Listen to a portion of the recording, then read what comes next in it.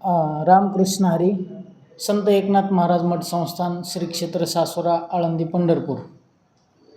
हा जो आमचा वाद आहे, बऱ्याच दिवसापासून हा वाद गेल्या 4 वर्षापासून समाजामध्ये बोकाळतोय.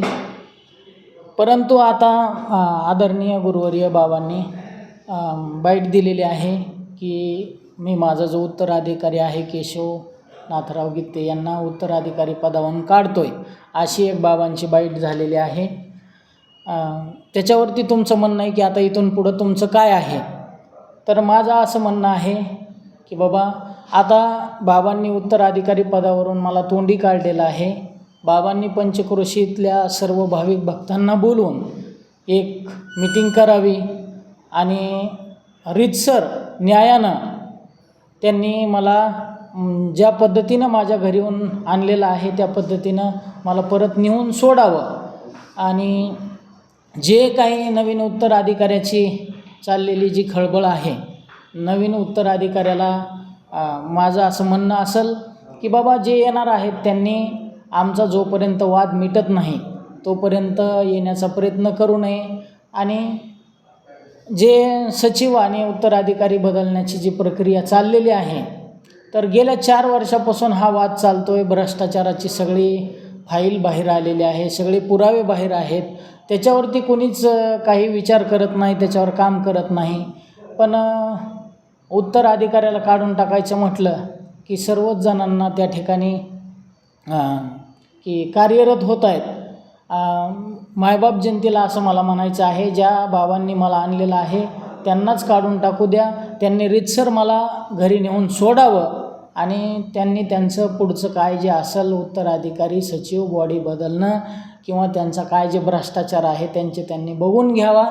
परंतु जनतेनं मला न्याय दिल्याशिवाय कुठल्याही गोष्टीला ॲक्सेप्ट करू नये, एवढीच मायबाप जनतेला माझी विनंती राहील.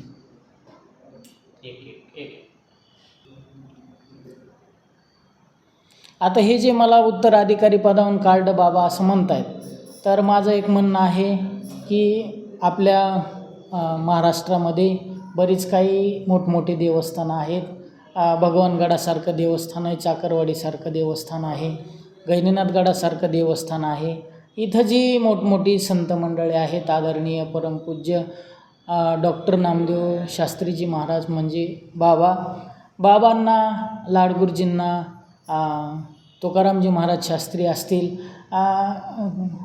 मच्छिंद्रगडाचे महंत असतील, अनेक जे साधू संत आहेत, गहिनीनाथगडाचे विठ्ठल बाबा असतील, या सगळ्या संत मंडळींना बोलवावं.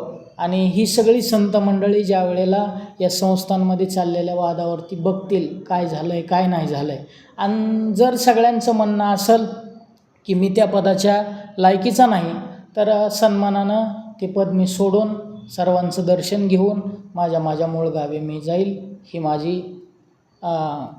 माझं म्हणणं असेल. आणि समाजाला विनंती असेल की असं केल्याशिवाय काढून टाकलं असं समजू नका. आणि पुढचा उत्तराधिकारी जो येणार आहे त्यानंसुद्धा ही प्रक्रिया झाल्याशिवाय इथं येऊ नये, एवढीच माझी विनंती असेल. रामकृष्ण हरी.